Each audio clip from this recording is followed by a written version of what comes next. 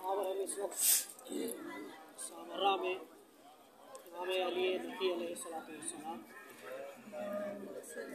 امام حسن عسکری علیہ السلام، دونوں اہل بیت اطہار میں سے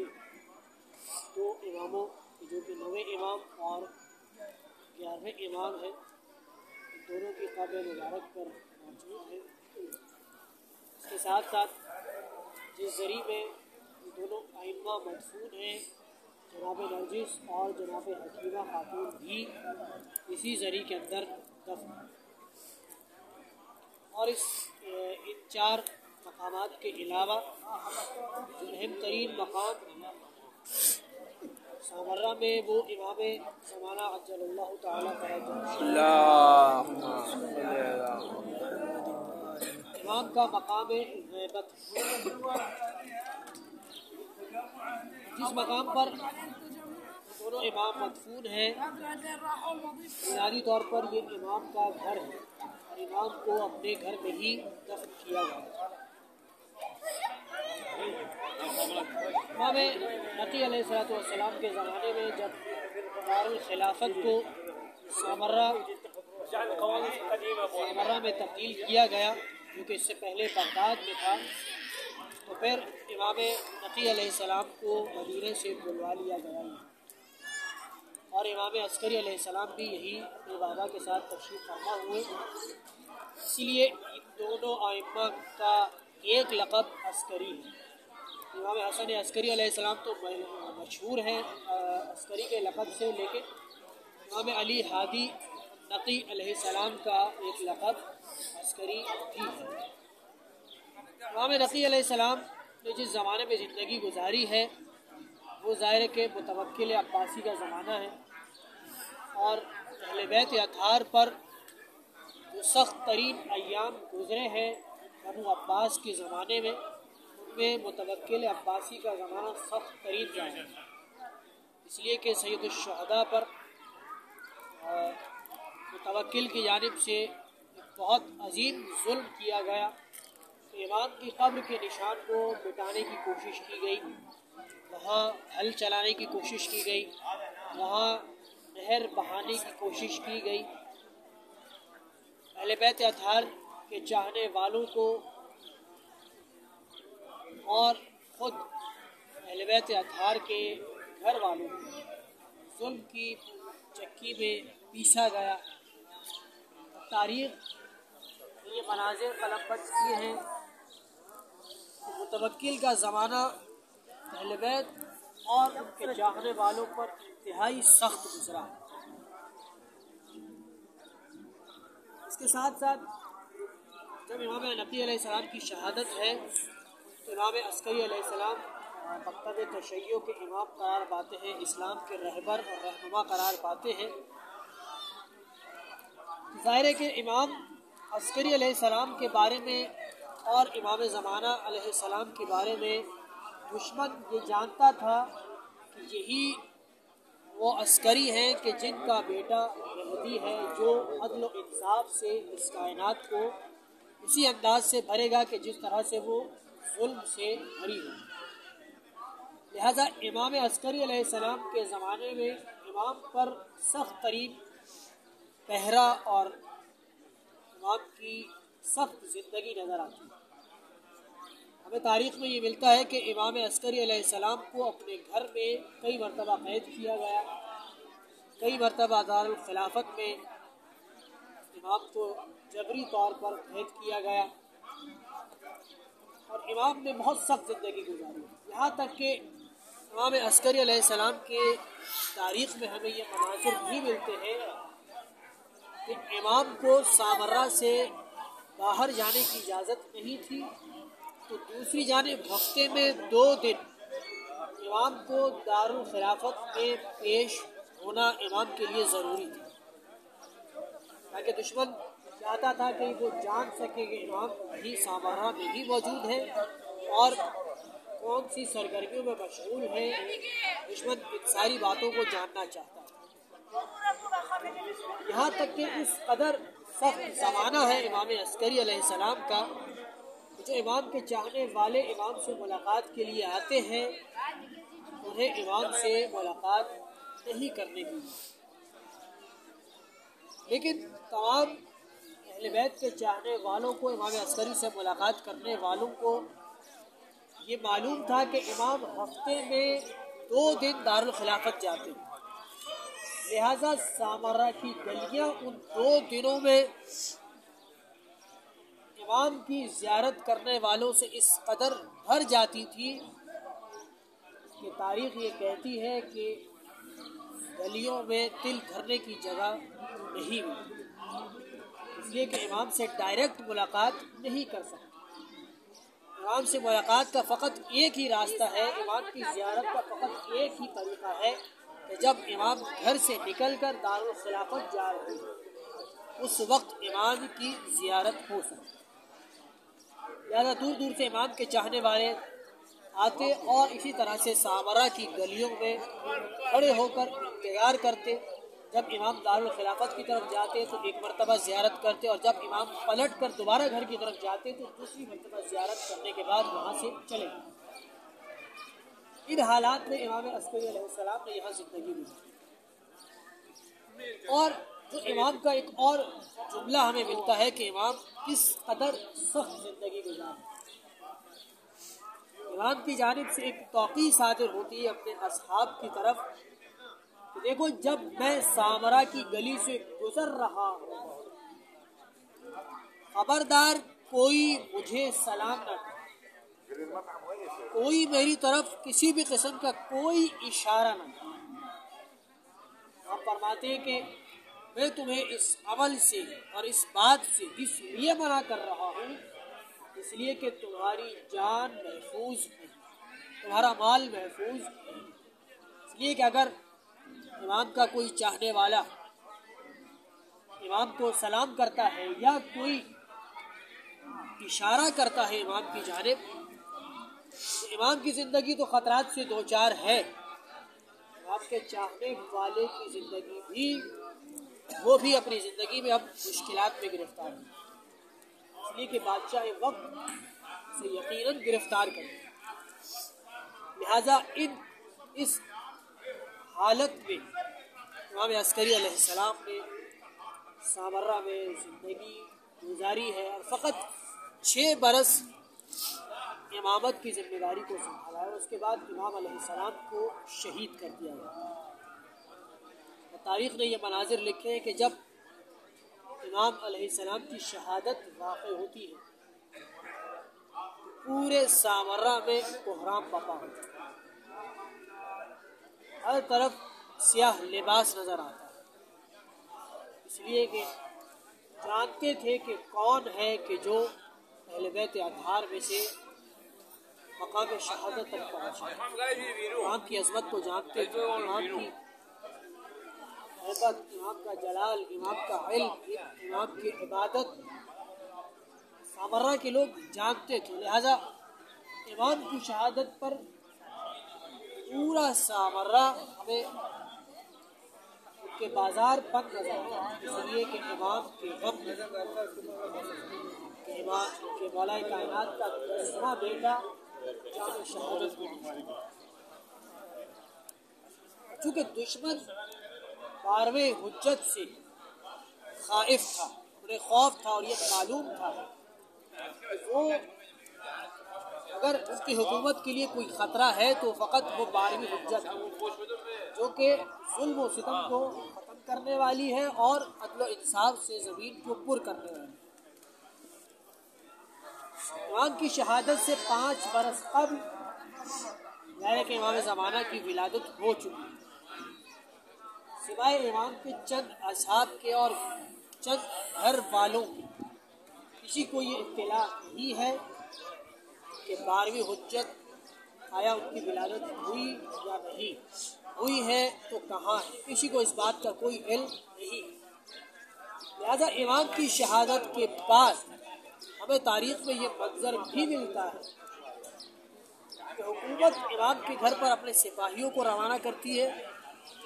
تاکہ امام کی ازواج اور جو امام کی کنیزیں ہیں ان کو گرفتار کر لیا، یہ کہ اگر امام کی کسی زوجہ میں یا کنیز کوئی ایسے آثار ہیں کہ جو 12ویں حجت کی طرف اشارہ کرتے ہو تو امام اس مریض کو یا اس امام کی زوجہ کو یہ بھی قتل کر دیا جائے اور اس حجت خدا کو بھی قتل کر دیا جائے تاکہ وہ سلسلہ ہی ختم ہو۔ لیکن پروردگار عالم نے جس طرح سے حضرت موسیٰ علیہ السلام کو ولادت کے بعد فرعون سے محفوظ رکھا، حضرت ابراہیم خلیل اللہ کو دودھ سے محفوظ رکھا، پروردگار عالم نے 12ویں حجت کو بھی اسی انداز سے لوگوں کے شر سے محفوظ۔ اور جس وقت امام کا جنازہ تیار ہوا اس وقت امام تشریف لے کر آئے اور اپنے چچا کو ہٹا کر اپنے والد کا نماز جنازہ ادا کیا۔ اس وقت حکومت کو یہ معلوم ہوا، لوگوں کو یہ معلوم ہوا کہ امام عسکری علیہ السلام کا کوئی فرزند ہے، اس سے پہلے کسی کو بھی اس بات کا علم نہیں تھا۔ جیسے ہی نماز جنازہ ختم ہوئی امام زمانہ سرداد کی طرف منتقل ہوئے اور پھر وہاں سے غیبت کی طرف غیبت صغریٰ کا آغاز کیا۔ اس وقت بھی دشمن امام کے پیچھے پیچھے گیا کہ کسی طریقے سے گرفتار کر، لیکن قرآن مجید کا پروردگار فرماتا ہے یریدون لیطفئوا نور اللہ بافواہہم واللہ متم نورہ ولو کرہ الکافرون،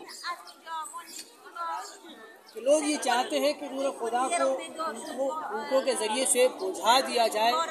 لیکن پروردگار اپنے نور کو تمام کرے گا، اس کی حفاظت کرے گا، اسے کمال تک پہنچائے گا، اگرچہ کہ یہ بات انکار کرنے والوں کے لیے کفار کے لیے ناگوار، لیکن پروردگار اپنے اس اعلان کردہ وعدے کے مطابق چونکہ اہل بیت اطہار کو نور خدا اپنا نور قرار دے چکا ہے، اور چونکہ اہل بیت اطہار کے ذریعے سے عدل و انصاف کا بول بالا ہونا ہے، دین اسلام کو اور اسلام کی تعلیمات کو، قرآن مجید کی تعلیمات کو لوگوں تک مکمل پہنچنا ہے، لہذا پروردگار نے اس 12ویں حجت کی اسی انداز سے حفاظت فرمائی کہ جس طرح سے اپنے انبیاء کی حفاظت کی۔ پڑھے مل کر ایک دفعہ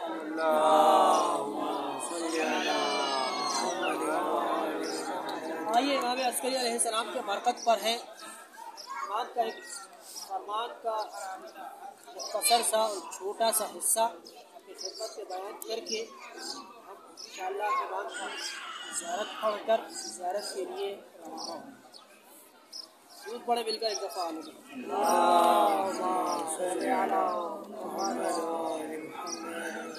دیکھیے 11ویں امام اپنے شیعوں کو مخاطب کر کے کیا پیغام ہم فرماتے ہیں اوصیکم بتقوی اللہ والورع فی دینکم، ہم فرماتے ہیں بندگان خدا میں تمہیں تقوی الہی کو اختیار کرنے کی وصیت، والورع فی دینکم، اور جو تمہارا دین ہے، دین اسلام ہے، اس کے معاملے میں میں تمہیں ورع اختیار کرنے کی وصیت کرتا ہوں۔ ایک مرحلہ ہے تقوی کا اور ایک جب تقوی سے بلند مرحلہ ہے اسے اسلام میں ورع کہا، یعنی پرہیزگاری کا انتہائی کمال کا مقام۔ پھر امام فرماتے ہیں والاجتہاد للہ، کوشش کرنا خدا کے لیے، اپنے آپ کو دین خدا پر عمل پیرا رکھنا لیکن خدا کی، وصدق الحدیث، سچ بولنا، اس کی طرف امام نے وصیت فرمائی، واداء الامانہ،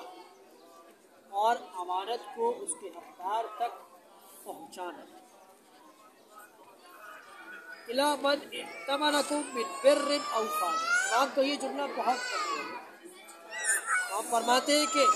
اگر کوئی شخص تمہیں امین بناتا ہے تو اس کی امانت کو اس تک پہنچانا تمہاری ذمہ داری ہے، اگرچہ کہ وہ شخص چاہے فاسق ہو، فاجر ہو یا نیک اور پرہیزگار، دونوں صورتوں میں امام نے ہمیں یہ وظیفہ عملی عطا کیا ہے، ہماری یہ ذمہ داری بیان کی ہے کہ ہم ہر حال میں امانت دار اس امانت کو اس کے حقدار تک پہنچانا یہ ہماری ذمہ داری ہے۔ پھر فرماتے ہیں وطول السجود وحسن الجوار، طویل سجدوں کی وصیت کی ہے امام نے، اور اپنے پڑوسیوں کے حقوق کو ادا کرنا اور ان کے ساتھ بہتر سلوک کرنے کی وصیت فرمائی۔ فرمایا فبہذا جاء محمد صلی اللہ علیہ وسلم، یہی رسول اللہ کی شریعت، یہی اسلام کا حکم۔ صلوا فی عشائرکم واشہدوا جنائزہم وعودوا مرضاہم۔ اس کے بعد امام فرماتے ہیں ہم جس معاشرے میں رہتے ہیں کہ جہاں تشیع کے ساتھ اہل تشیع بھی موجود ہے، امام وصیت کرتے ہوئے فرماتے ہیں کہ اگر وہ ان میں سے کوئی مریض ہو جائے تو اس کی عیادت کرو، ان کے جنازوں میں شرکت کرو، وَأَدُّوا حُقُوقَهُمْ۔ اگر کوئی مخالف ہے، اہل سنت ہے اور اس کا حق تمہاری گردن پر ہے،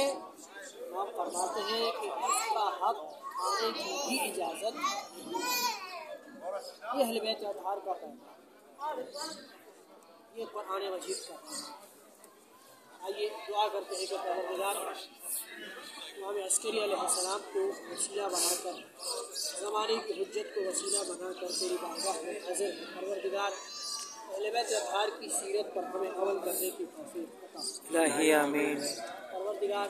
اس زمانے کی حجت کو جلد کے لیے ظہور کرتا، الہی آمین۔ ہمیں ان کے اصحاب و اعوان میں شامل۔ الہی آمین۔ پروردگار جتنے مؤمنین زیارات کے متمدن، پروردگار زمانے کی حجت کا تجھے واسطہ، پروردگار سب کو حج اور زیارات کی توفیق عطا۔ الہی آمین۔ پروردگار مقامات مقدسہ کی حفاظت، الہی آمین۔ پروردگار جو حضرات مقامات مقدسہ کی حفاظت میں مشغول ہیں ان کی جان مال عزت آبرو کی حفاظت، الہی آمین۔ پروردگار سیرت محمد و آل محمد کو اپنانے کی توفیق، الہی آمین۔ دور بڑے ان کا محبت کرنا۔ اللہم صلی علی محمد وآل محمد وعجل امام فرج۔ عسکری علیہ السلام کی فضیلت، زیارت کی فضیلت ہمیں امام سے ملتی ہے۔ صرف ایک ہی فضیلت آپ کے بیان کرنی ہے آپ کے سامنے، ایک دفعہ درود پڑھیں مل کر۔ اللہم صلی علی محمد وآل محمد۔ خود امام عسکری علیہ السلام ارشاد فرماتے ہیں قبری بسر من رعا امان لأہل الجانبین۔ فرماتے ہیں میری قبر بسر من رعا، جس کو ہم سامرہ کہتے ہیں، سر من رعا کا مطلب ہے سرہ یعنی خوش ہوا، من رعا جس نے بھی اسے دیکھا۔ سرہ من رعا یعنی سامرہ کا جو مطلب ہے وہ یہ ہے کہ جو بھی اس مقام کو دیکھتا ہے وہ خوشی محسوس کرتا ہے، فرحت کو محسوس کرتا ہے۔ آپ فرماتے ہیں کہ میری قبر جو سرہ من رعا میں ہے، امان ہے اہل الجانبین، دونوں جانبوں کے لیے، دونوں اطراف کے لیے امان ہے۔ بعض علماء نے اس کی تفسیر میں یہ بیان کیا ہے کہ امام کے اس جملے سے مراد یہ ہے کہ چاہے وہ شیعہ ہو یا اہل سنت ہو، امام کی قبر دونوں کے لیے امان ہے۔ درود پڑھیں مل کر ایک دفعہ۔ اللہم صلی علی محمد وآل محمد وعجل فرج۔ آئیے کھڑے ہو جائیں اپنی جگہ پر اور اس کے بعد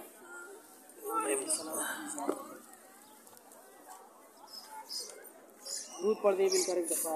اللہم صلی علی محمد وآل محمد وعجل فرجہم۔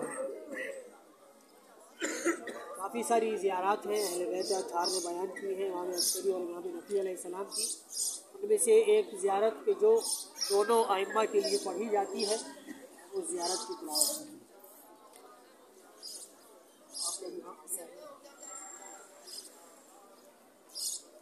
بسم اللہ الرحمن الرحیم،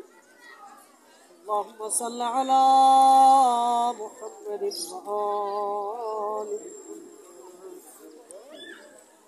اللهم إني وقفت على باب من أبواب بيوت نبيك صلواتك عليه وآله، وقد منعت الناس أن يدخلوا إلا بإذنه، فقلت يا أيها الذين آمنوا لا تدخلوا بيوت النبي إلا أن يؤذن لكم. اللهم إني أعتقد حرمة صاحب هذا المشهد الشريف في غيبته كما أعتقدها في حضرتي، وأعلم أن رسولك وخلفاك عليهم السلام أحياء عندك يرزقون، يرون مقامي ويسمعون كلامي ويرضون سلامي، وأنك حجبت عن سمعي كلامه وفتحت باب فهمي بلذيذ مناجاتهم. وإني أستأذنك يا ربي أولا، وأستأذن رسولك صلى الله عليه وآله ثانيا، وأستأذن خليفتيك الإمامين المفروض علي طاعتهما علي بن محمد الهادي والحسن العسكري عليهما السلام، والملائكة الموكلين بهذه البقعة المباركة ثالثا. أدخل يا رسول الله، أدخل يا حجة الله، أدخل يا ملائكة الله المقربين المقيمين في هذا المشهد، فأذنا لي يا موالي في الدخول أفضل ما أذنتما لأحد من أوليائكما، فإن لكم أهلا لذلك فأنتما أهل لذلك. السلام عليكما يا ولي الله، السلام عليكما يا حجة الله، السلام عليكما يا نوري الله في ظلمات الأرض، السلام عليكما يا من بدا لله في شأنكما. أتيتكما زائرا عارفا بحقكما، معاديا لأعدائكما مضاليا لأوليائكما، مؤمنا بما آمنتما به، كافرا بما كفرتما به، محققا لما حققتما، مبطلا لما ابطلتما. أسأل الله ربي وربكما أن يجعل حظي من زيارتكما الصلاة على محمد وآله، وأن يرزقني مرافقتكما في الجنان مع آبائكما الصالحين، وأسأله أن يعتق رقبتي من النار، ويرزقني شفاعتكما ومصاحبتكما، ويعرف بيني وبينكما، ولا يسلبني حبكما وحب آبائكما الصالحين، ولا يجعله آخر العهد من زيارتكما، ويحشرني معكما في الجنة برحمته. اللهم ارزقني حبهما وتوفني على ملتهما. اللهم لعن الظالمين آل محمد حقهم وانتقم منهم. اللهم لعن الأولين منهم والآخرين وضاعف عليهم العذاب، وابلغ بهم بأشياعهم ومحبيهم ومتبعيهم أسفل درك من الجحيم، إنك على كل شيء قدير. اللهم عجل فرج وليك